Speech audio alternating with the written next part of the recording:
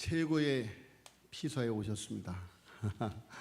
이렇게 시원한 에어컨 바람에 아름다운 찬양, 또 아름다운 성도의 교제가 있는 곳, 이것이 최고의 우리의 쉼터인 줄로 믿습니다. 오늘이 이번 주가 최고의 피서 휴가철입니다. 지난주 휴가를 간다고 갔습니다. 매년 저는 안 가면 안 되기 때문에 갑니다. 가족 휴가를 가는데 그래서 이제 우리 막내 부부도 같이 이렇게 동행해서 갔습니다. 이 수요 예배가 있기 때문에 짧은 2박 3일을 이제 보내고 오는데, 가는데 하루, 오는데 하루, 중간에 하루 이제 쉬어야 되는데 또 저는 가족들끼리 놀라고 하고 총회일이 있어서 또 다시 왔다가 또 가고, 그렇게 해서 더 힘든 휴가 기간이었습니다. 오늘 이렇게 휴가 기간임에도 하나님 앞에 나와 예배드려요. 그런데 여기가 최고의 진짜, 나가면요 지금 너무너무 무더위에 찜통에 그냥 스스로 이제 고생하러 가는 것이 지금 휴가인 것 같습니다. 우리 앞에 옆에 서로를 격려하고 축복하는 시간을 갖겠습니다. 사랑합니다. 축복합니다. 은혜 받으시길 바랍니다. 예, 감사합니다. 다시 한번 기도하겠습니다. 하나님 아버지, 은혜를 감사합니다. 하나님께서 오늘 우리 글로리아 찬양대를 통하여 주께 존귀와 영광 받으셨사오니 주여 감사함을 드리옵나이다. 임하셔서 하나님 앞에 영광 돌리는 하나님의 귀하신 백성들에게 오늘도 생명의 말씀, 위로의 말씀, 회복의 말씀으로 주님 은혜 베풀어 주시옵소서. 하나님, 오늘 하나님 앞에 찬양드린 우리 글로리아 찬양대, 무더위 속에서 늘 이 자리를 지켜가는 저들, 아버지여 이렇게 또한 멀리 출타하신 우리 찬양대원들까지 늘 안전하게 지켜주셔서 이 자리를 지켜갈 수 있도록 축복하여 주시옵소서. 믿사하고 주 예수 그리스도의 이름으로 간절히 기도하여 싸움나이다. 아멘. 우리가 지금 생명의 삶 큐티 에스겔서를 같이 묵상을 하고 있습니다. 심판과 회복. 자, 여러분, 제가 어떤 청년이, 가까운 청년이 저에게 이런 질문을 합니다. 왜 내가 이런 큰 병이 걸려야 되나요? 하나님이 원망스럽습니다. 이런 이야기를 합니다. 그래서 제가 그런 이야기를 했습니다.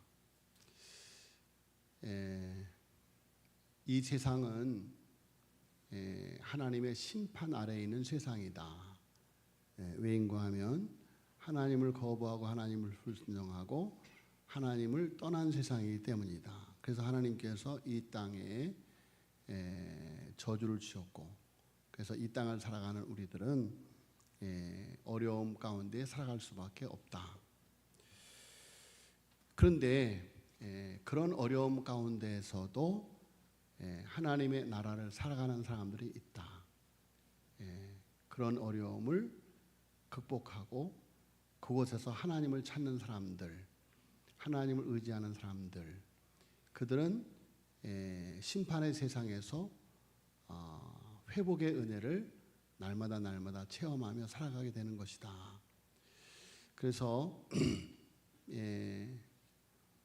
사드락과 메삭과 아벳느고가 바벨로니아의 포로로 잡혀간 그 현장 가운데서도, 그야말로 심판의 포로된 삶 가운데서도 하나님을 끝까지 의지할 때 오히려 하나님의 큰 보호와 은혜를 체험하지 않았느냐. 풀무불 가운데서도, 사자굴 가운데서도. 그래서 내 삶이 계속해서 어려워지고 하나님을 의지하는데도 오히려 더 풀무불 속으로, 오히려 더 사자굴 속으로 들어가는 것 같은 심판의 연속인 것 같아도 끝까지 하나님을 붙들고 의지하면 하나님이 그곳에서 우리를 하나님의 백성으로 회복시켜 주신다. 그렇게 이야기를 했습니다. 그러니까 머리를 끄덕끄덕 하면서 이렇게 아멘으로 응답하더라고요. 자, 여러분, 심판과 회복, 심판 가운데 베푸시는 하나님의 회복의 말씀이 오늘 본문 내용의 말씀입니다. 그래서 1절부터 시작하는 무서운 애굽을 향한 심판과 그 애굽을 의지했던 이스라엘에 대한 하나님의 회복의 말씀이 마지막 말씀에 이렇게 중첩되어 있는 것이 오늘 에스겔서 29장의 내용인 것입니다. 자, 에스겔서는 가장 암울한 시대에 선포된 하나님의 말씀입니다. 북이스라엘은 아시리아에 의해서 멸망을 당하였고 남유다마저 하나님의 언약 백성이었지만 하나님을 버리고 우상을 섬겼으며 하나님보다 세상을 더 의지했습니다. 특별히 애굽을 하나님보다 더 신뢰했던 것이죠. 자, 그래서 하나님께서 이 유다를 바벨로니아에게 넘깁니다. 바벨로니아를 통해서 유다를 심판하게 합니다. 유다에게 채찍을 듭니다. 자, 그런데 유다가 하나님의 심판을 거부해요. 하나님의 심판을 거부해요. 그 하나님의 심판을 거부하고 하나님의 심판으로 도피하기 위해서 애굽을 의지합니다. 애굽. 자, 하나님께서 바벨로니아를 통해서 마치 우리의 자녀들이 잘못하면 우리가 회초리를 듭니다. 회초리를 들면 부모님이 회초리를 들면 아이가 부모님의 회초리를 거부하고 이웃집 아줌마 아저씨한테 가는 거예요. 자, 여러분, 이러면 이런 호로 자식을 어떻게 하겠습니까? 아니, 그야말로 유괴범이 야, 너 나한테 오면 내가 너 보호해 줄게. 그러니까 이 사람이, 이 아이가 엄마 아빠가 되는 회초리가 싫어서 그 유괴범을 가서 의지한다. 그런 꼴과 같은 거예요. 자, 여러분, 잘못했으니 회초리를 맞아야 돼요. 바벨로니아에게 채찍을 맞는 것, 그것이 하나님의 뜻이에요. 그런데 그것을 거부해요. 그러니까 이사야 선지자나 에레미야 선지자 같은 선지자들이 너희들이 왜 하나님의 심판을 거부하느냐라고 질타를 하죠. 자, 그래도 그들이 하나님의 뜻을 거부할 때, 그리고 애굽을 의지할 때 하나님께서 바벨론을 통해서 이제 남유다를 채찍질하시는데 유다는 3번에 걸쳐서 바벨론의 침략을 받습니다. 첫째로는 BC 605년에 다니엘과 귀족들이 포로로 잡혀갑니다. BC 597년에는 두 번째로 에스겔과 10,000여 명의 백성이 포로로 끌려갑니다. 자, 그래도 회개하지 않아요. 그러니까 BC 586년에는 예루살렘 성전마저 다 무너지고 나라가 완전히 멸망을 하게 됩니다. 자, 그래서 오늘 에스겔 선지자가 두 번째 포로로 잡혀간 이후에 예루살렘 성전이 무너지기 직전에 이제 무너진 후에 이제 그 포로된 백성들에게 전하는 메시지가 에스겔서이다라는 거죠. 자, 이런 3번의 바벨로니아의 침략은 우연한 역사적인 사건이 아니더라 하는 것입니다. 자, 여러분, 우리나라의 6.25 전쟁, 일제강점기, 또 지금 벌어지고 있는 많은 세계사에 벌어지고 있는 전쟁들 다 우연한 일들이 아니다, 그런 말이에요. 자, 하나님을 버리고 세상을 의지한 죄에 대한 하나님의 심판. 자, 그러나 하나님은 심판을 위한 심판을 하시는 분이 아니다. 포로지에 있는 절망한 백성들에게 에스겔을 세우셔서 말씀하십니다. 너희는 끝난 것이 아니다. 내가 다시 회복시킬 것이다. 자, 에스겔의 사명은 단순히 심판을 선포하는 것이 아니라 심판 너머에 있는 하나님의 회복을 선포하는 것입니다. 그래서 에스겔서 이 29장 전체를 읽어보면 애굽을 향한 엄청난 무서운 심판에 대한 이야기예요. 그런데 마지막 그런데 21절에 딱 와서 하나님께서 이스라엘의 회복의 희망의 메시지를 보여주고 있는 것을 볼 수가 있습니다. 자, 여러분, 에스겔서 29장은 애굽을 향한 심판처럼 보이지만 사실은 하나님 백성에게 주시는 소망의 메시지입니다. 자, 오늘 우리 역시 영적 이스라엘로 살아갑니다. 세상을 의지하다가 실패한 사람, 고난 가운데 낙심한 사람, 욥과 같이 아무 잘못한 것이 없는 것 같은데 까닭 없이 임하는 환난. 자, 심판과 같은 현실 속에서 내가 살아가는 삶 자체가 하나님의 심판 아래 있는 것과 같은 현실 속에서 울고 있는 성도들에게 하나님은 오늘도 동일하게 말씀하십니다. 내가 너를 회복하리라. 내가 너를 회복하리라. 자, 먼저 1절로 16절까지 하나님보다 세상을 의지하는 인생은 반드시 심판을 받습니다. 본문 1절에서 하나님은 애굽 왕 바로를 큰 악어라고 부릅니다. 큰 악어라고.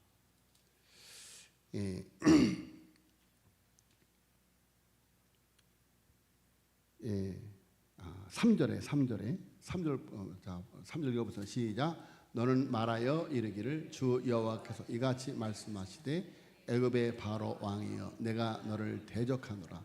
너는 자기의 강들 가운데 누운 큰 악어라.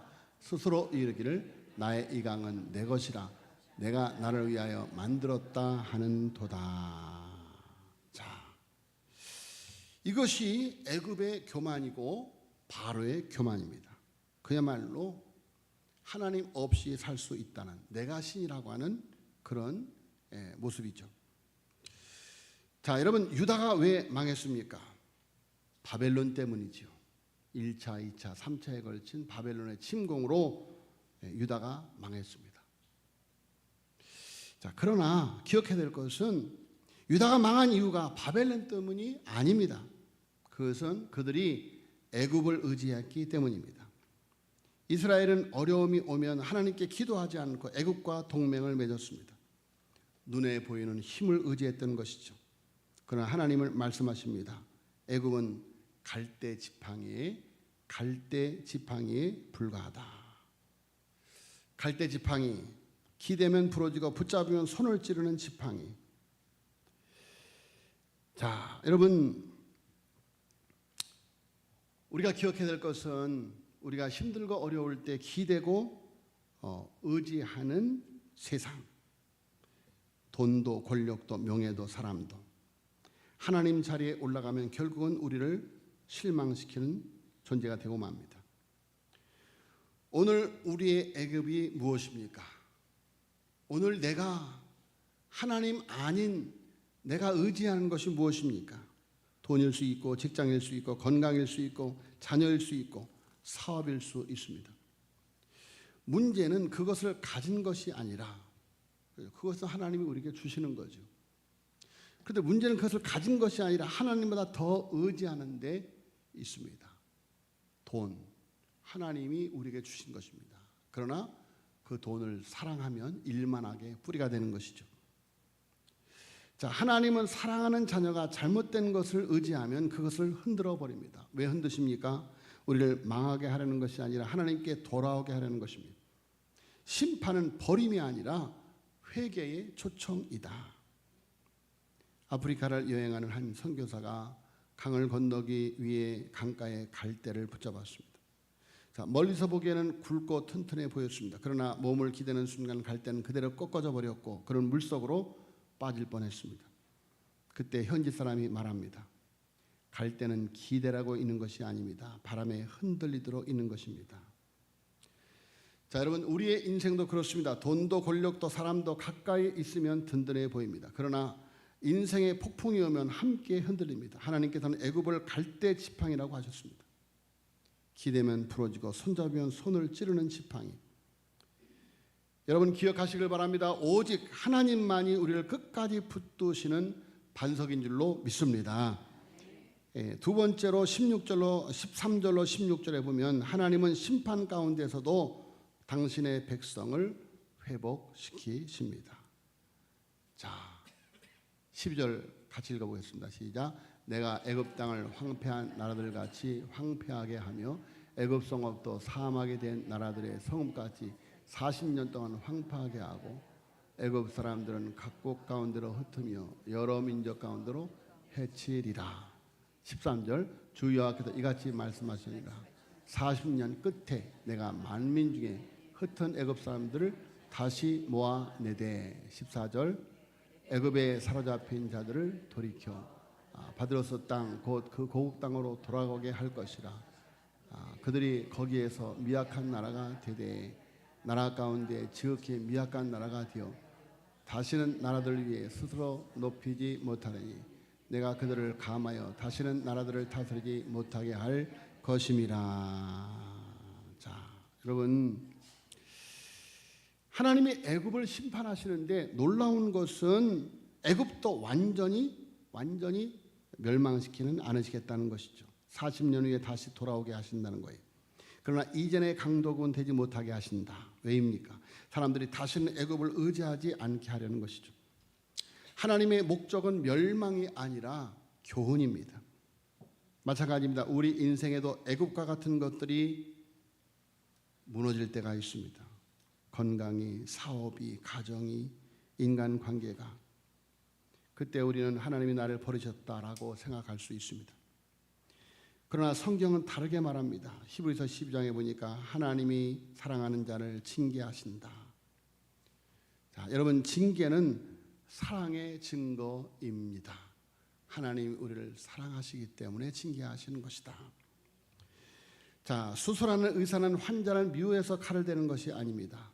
살리기 위해서 칼을 드는 것이죠. 하나님의 심판도 그렇습니다. 상하게 하시지만 싸매십니다. 치시지만 고치십니다. 우리의 눈물을 통해 믿음을 회복시키십니다. 그러므로 지금 심판 같은 현실을 살아가는 성도는 낙심하지 마시기를 바랍니다. 하나님은 아직 끝내지 않으셨습니다. 회복은 언제나 하나님의 계획 안에 있다. 자, 우리 교회 앞에 보면 스테인드 글라스로 이렇게 유리가 쫙 되어 있습니다. 자, 여러분 조각조각 깨어진 유리 같지만 하나님을 사랑하는 자 곧 그 뜻대로 부르심을 입은 자들에게는 모든 것을 합력하여 선을 이룬 줄로 믿습니다. 일본의 유명한 도의 기법 가운데 킨츠키라는 기법이 있습니다. 깨진 그릇을 버리지 않고 금가루를 섞은 오칠로 다시 이어붙이는 기술입니다. 자, 놀랍게도 금으로 이어진 자국 때문에 그 그릇은 이전보다 더 아름다운 작품이 된다고 합니다. 자, 하나님께서도 우리의 인생을 그렇게 다루십니다. 죄로 인해 깨진 삶을 그냥 버리지 않으십니다. 눈물의 자리를 은혜로 채우시고 상처의 자리를 믿음으로 이어 붙이십니다. 하나님께서 회복하신 사람은 이전보다 더 하나님을 의지하는 사람이 되는 것입니다. 자, 17절로 21절에 보면 예수 그리스도 안에서 참된 회복이 완성되는 것을 볼 수 있습니다. 자, 본문 마지막에서 하나님은 바벨론 느부갓네살에게 애굽을 주십니다. 기억하시길 바랍니다. 나라를 세우시는 분도 무너뜨리는 분도 하나님이신 것입니다. 자, 마지막 21절에 놀라운 말씀이 있습니다. 21절 같이 읽겠습니다. 시작. 그날에 나는 이스라엘 족속에게 한 뿔이 돋아나게 하고 나는 또 내가 그들 가운데서 입을 열게 하리니 내가 여호와인 줄을 그들이 알리라. 아멘. 자, 여러분 여기에서 뿔은 힘과 왕권과 구원의 상징입니다. 성경에서의 뿔은 하나님의 왕권을 상징합니다. 자, 이 예언은 궁극적으로 메시아이신 예수 그리스도를 가르치고 있습니다. 인간의 회복은 돈으로도 세상으로도 애굽으로도 이루어지지 않습니다. 오직 예수 그리스도 안에서만 가능합니다. 자, 예수님은 우리가 받아야 할 심판을 대신 받으셨습니다. 십자가는 하나님의 심판이면서 동시에 최고의 회복입니다. 예수님의 죽음으로 우리는 용서를 받았습니다. 예수님의 부활로 우리는 새 생명을 얻었습니다. 그래서 오늘 우리의 소망은 세상이 아니라 예수 그리스도이십니다. 예수 그리스도 안에서만이 하나님의 나라가 온전히 회복되는 줄로 믿습니다. 자, 세상은 변하고 환경도 변하고 사람도 변합니다. 그러나 예수님은 변하지 않습니다. 그분 안에 있는 사람은 반드시 회복됩니다. 늦는 것 같지만 빠릅니다. 여러분, 늦는 것 같아도 끝까지 주님을 의지하고 붙드시기를 바랍니다. 악인이 득세해 보여도 절대 그렇지 않습니다. 여러분, 하나님이 반드시 우리를 합력하여 선을 이루어 주신 줄로 믿습니다. 때로는 환경보다 먼저 믿음이 회복되고 상황보다 먼저 마음이 회복됩니다. 그리고 하나님의 때가 되면 결국에는 삶도 회복되는 것입니다. 하나님의 회복은 언제나 가장 선한 모습으로 이루어집니다. 영국 런던에는 제2차 세계대전 당시 폭격으로 무너진 교회가 있었습니다. 전쟁이 끝난 뒤 사람들은 그 교회를 완전히 새로 짓지 않고 무너진 벽 일부를 그대로 남겨두었습니다. 그리고 그 옆에 새로운 예배당을 세웠습니다. 무너진 벽은 심판과 전쟁의 흔적을 말해주고 새 예배당은 회복과 소망을 말해줍니다. 자, 여러분, 십자가. 우리가 십자가를 사랑하는 이유가 무엇입니까? 십자가는 죄에 대한 하나님의 심판이 드러난 자리지만 동시에 죄인을 향한 하나님의 사랑과 회복이 시작된 자리, 바로 그곳이 십자가의 자리인 것입니다. 자, 여러분, 어느 농부가 포도나무 가지를 잘라내는 모습을 본 사람이 웃습니다. 왜 멀쩡한 가지를 잘라버리십니까? 농부가 웃으며 대답합니다. 잘라내지 않으면 열매가 적게 열립니다. 더 많은 열매를 맺게 하려면 가지치기가 반드시 필요합니다. 포도나무는 가지치기를 당할 때 고통이 있습니다. 상처가 납니다. 그러나 시간이 지나면 더 많은 열매를, 더 튼실한 열매를 맺게 되는 것을 볼 수가 있습니다. 자, 여러분, 우리 인생에도 하나님의 가지치기가 있습니다. 당장은 아프고 이해되지 않습니다. 그러나 하나님의 손에 맡겨진 가지는 결코 버려지는 가지가 아닙니다. 더 아름다운 열매를 위한 하나님의 손길이다. 자, 그래서 오늘의 심판 같은 현실도 하나님의 손 안에서는 회복의 시작이 될 수 있는 줄로 믿습니다. 자, 여러분, 에스겔서 29장은 심판의 이야기처럼 보입니다. 그러나 하나님의 백성에게는 회복의 약속입니다.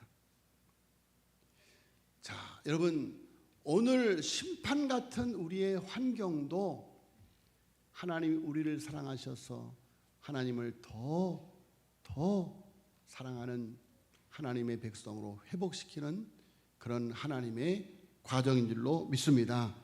유다는 애굽을 의지하다가 무너졌습니다. 그러나 하나님은 포로지에서도 백성을 버리지 않으셨습니다. 오늘 우리도 인생의 바벨론을 만나고 의지하던 애굽이 무너지는 경험을 합니다.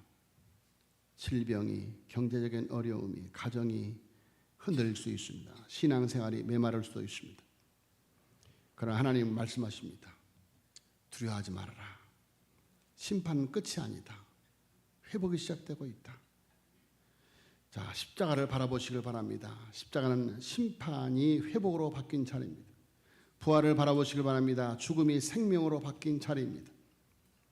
자, 그러므로 어떤 성도도 절망하지 마시길 바랍니다. 우리를 향한 하나님의 마지막 말씀은 심판이 아니라 회복인 것입니다. 우리의 애굽을 내려놓고 하나님만 의지하는 믿음으로 살아갈 때 하나님은 반드시 우리 가정을 회복하시고 우리의 신앙을 회복하시고 우리의 사명을 회복시키실 줄로 믿습니다. 심판보다 크신 하나님의 은혜가 있고 눈물보다 크신 하나님의 회복이 있고 절망보다 크신 예수 그리스도의 소망이 있습니다. 우리 21절 같이 말씀을 다시 한번 우리 영상에 있는 말씀을 같이 읽고 말씀을 마치도록 하겠습니다. 시작. 그날에 나는 이스라엘 족속에게 한 뿔이 돋아나게 하고 나는 또 내가 그들 가운데서 입을 열게 하리니 내가 여호와인 줄을 그들이 알리라. 아멘. 우리의 삶을 통하여 이 세상 모든 사람들이 합력하여 선을 이루신 온 세상이 내가 여호와인 줄 아는 그 놀라운 역사가 우리의 삶을 통해서 있어지기를 예수님의 이름으로 축복합니다. 하나님 아버지, 하나님 아버지, 세상에 아무리 우리를 힘들게 하여도 하나님께서 하나님 우리를 심판하여도 하나님 그 모든 과정이 우리를 빚어가시고 정금같이 빚어가시고 만드시는 과정인 줄로 믿습니다. 아버지여, 간구하고 기도하오니 풀무불 속에서도 사자굴 속에서도 하나님을 바라보고 의지하게 하여 주시옵소서. 그곳에서 주님이 우리와 동행하실 줄로 믿습니다. 우리의 한토록도 아버지여 사자가 손대지 못하고 풀무불이 태우지 못할 줄로 믿습니다. 하나님 바라보고 묵묵히 아버지여 믿음의 길을 걸어가게 하여 주시옵소서. 예수로 충만한 삶을 살아가게 하여 주시옵소서. 믿사옵고 주 예수 그리스도의 이름으로 간절히 기도하였사옵나이다. 아멘.